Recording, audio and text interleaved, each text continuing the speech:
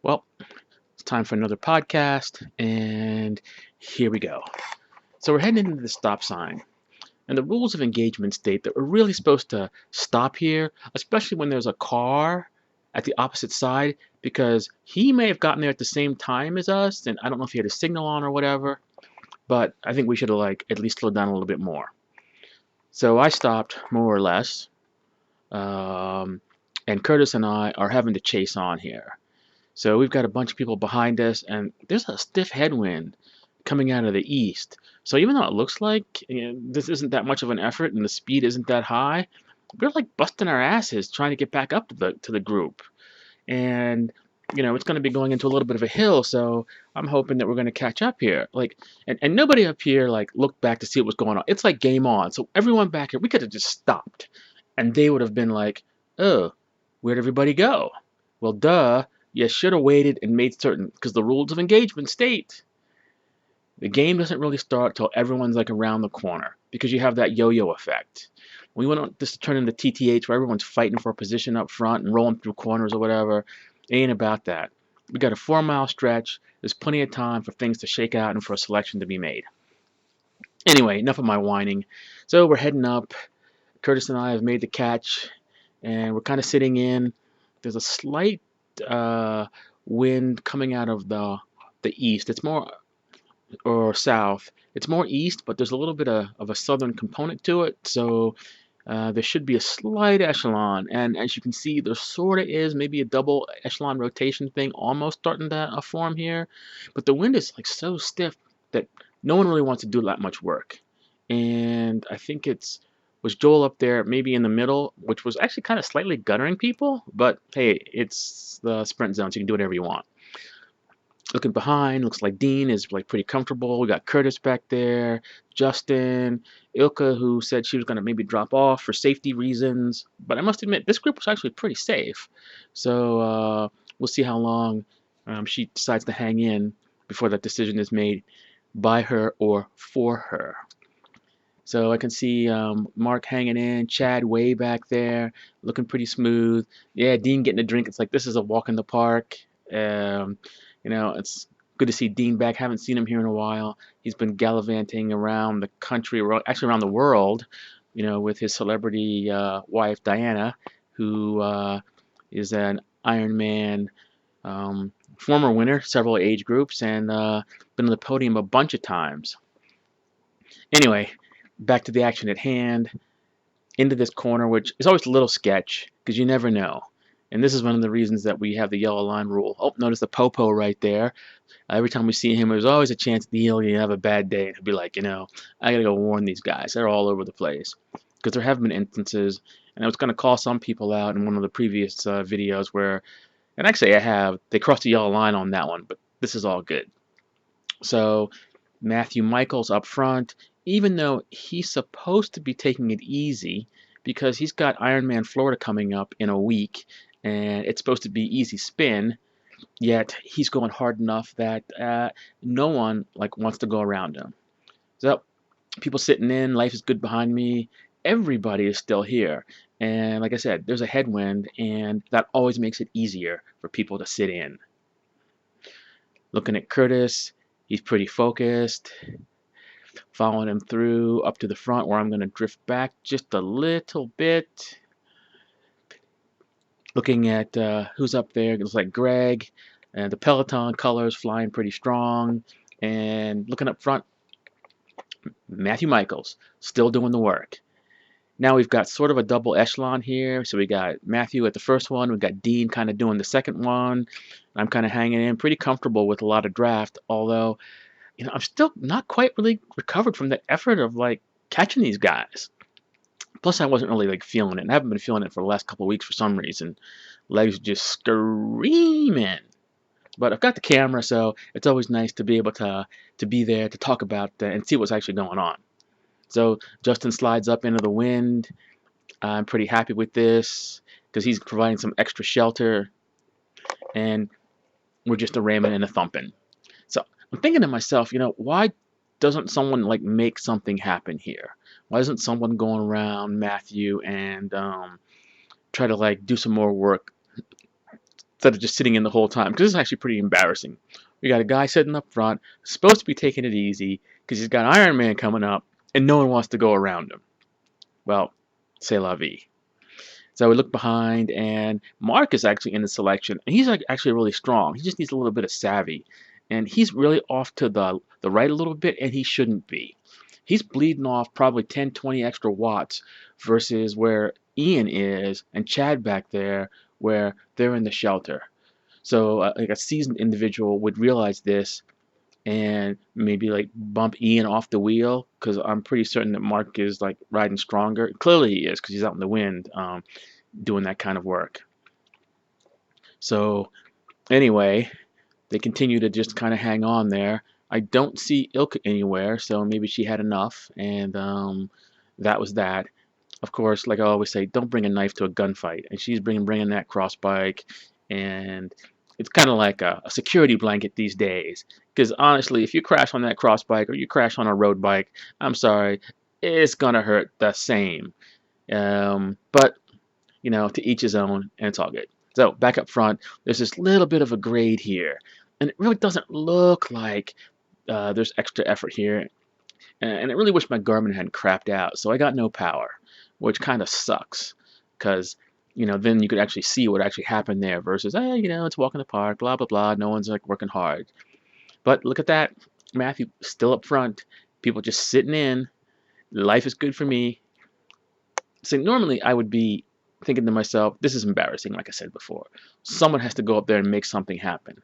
But I'm like really too tired to make that happen. And it's like, you know, let's just see how the other half lives and just like sit in back here and see what this is like. And honestly, it's not that easy. But with that wind up there, it's not that easy to go around and do anything either. But there's really been no attempt here. So, and to be perfectly honest here, it's kind of boring, right? We're just sitting here behind Matthew. In fact, I'm half tempted to just like cut the video right now and just like, you know, and 5 minutes later, we're sitting behind Matthew. But that's okay.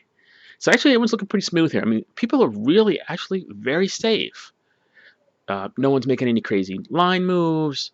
Uh, they've got the formation down, sort of a double echelon. They're riding reasonably tight, and I can't be any happier. Um, and maybe to be honest here, I'm really glad nobody's actually doing anything, because I'm like too tired to actually even cover anything. So if someone were to jump right now, you know, it'd be like game over for me. So I got my heart rate up there, and it's the one off the wrist Garmin, which is like horrible. It's like so far off, probably 20 or 30 beats. So my guess is I'm probably like 170 now, high 160s, which normally it would be pretty comfortable. For some reason, my legs they're just like screaming like, stop, please stop, don't do this. Back to the action. And as you can see, not much has changed. People just sitting there, very comfortable, looking for something to happen. There's been no selection made whatsoever, because there's been no surges, which is really what you need to do. So afterwards, I had a little chat with Matthew, and he was like, well, he was surprised that people were back there, you know, because the wind must have been a little stiffer than he thought it was. Yeah, dude, that was a pretty serious wind, as you can see, because like we're only doing like what, 23, like only 23, but normally this is like a 26, 27 mile an hour stretch. You know, if there's no wind whatsoever and people are willing to share the work. Looking at Justin, pretty comfortable there. And surprise, look at that, Mark's still there.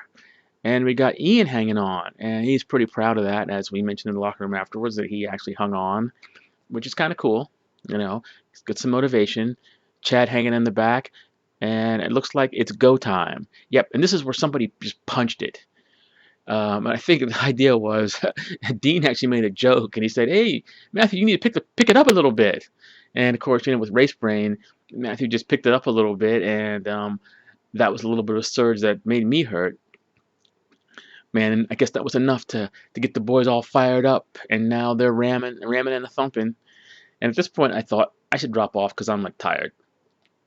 This is when like Curtis punches it, and I don't really have much at this point.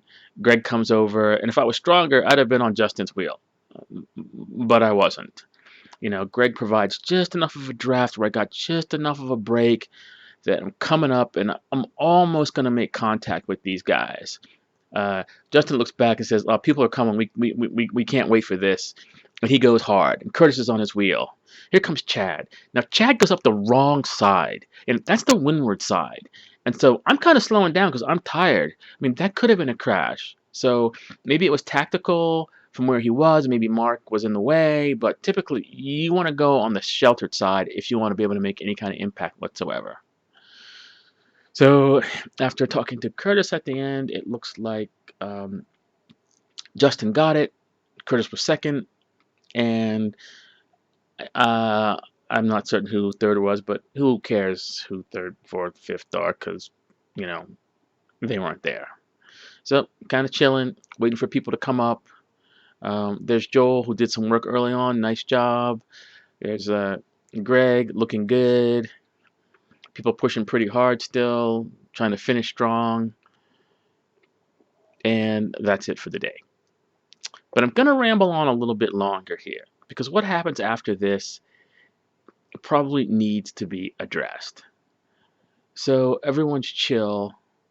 I'm looking around. I don't see much, but I believe Matthew and Dean are going to come by and chill and go all the way to the end, for the regroup point. And this is where I have like somewhat of an issue. That I look at this sprint zone as sort of an interval where you do your hard work and then it's time to recover. Clearly, Matthew did 90% of the work. Dean did another 70% being off in the wind like that. But you'll notice that the guys who were up front, they just kind of kept going back. And not kind of chill, but there's a little bit of pace there. Not a whole lot, but just a little bit. But look at the time gap. We're still heading in that direction. And look, those guys are a quarter mile down the road. So now, honor and people that have respect should wait for the big men, right? Dean's back here, Matthew's back here, but they haven't waited. They're just going. And so I take up the chase. I'm like, mentally, like, we have to go bring these people back. Yeah, I know. You're supposed to turn around like before and get picked up. But like with every rule, there's an exception. And the exception is when the big men that have done all the work are still back there, you have respect and you wait for them. But here we are, the big men once again having to chase. Now, yeah, the camera makes it even look like they're further ahead up the road, but they're really pretty far up the road. And so you'll see us starting to increase the pace here. And so we have some more stragglers or people that are back, and it was nice. They maybe sort of kind of waited for us. But as you'll find out, and if we get around these guys, you'll see that the group is way up the road. So this is not acceptable. Like the rules of engagement state that you should be waiting here. Anyway, so here we go. I go to the front, and it's like time to go bring people back. I'm like, what's going on here? So it looks like here's like Ilka waiting for people. Much better jacket this time. It's not puffing in the wind, so we have learned something there. But as you can see, or you can't see, it looks like we're chasing ghosts. But no, we're chasing the people up front that don't have any group awareness, or they figured we should chase. So now look at the speed here. We're doing 24 miles an hour. I don't know what they're doing up there.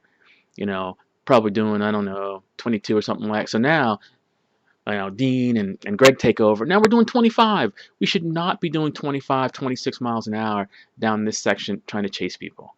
Yeah, I know. On the way up, I was like rambling on about there being a tailwind and all that stuff, yada, yada, yada. But a tailwind makes it harder to chase because there's not that much draft. People can just go fast.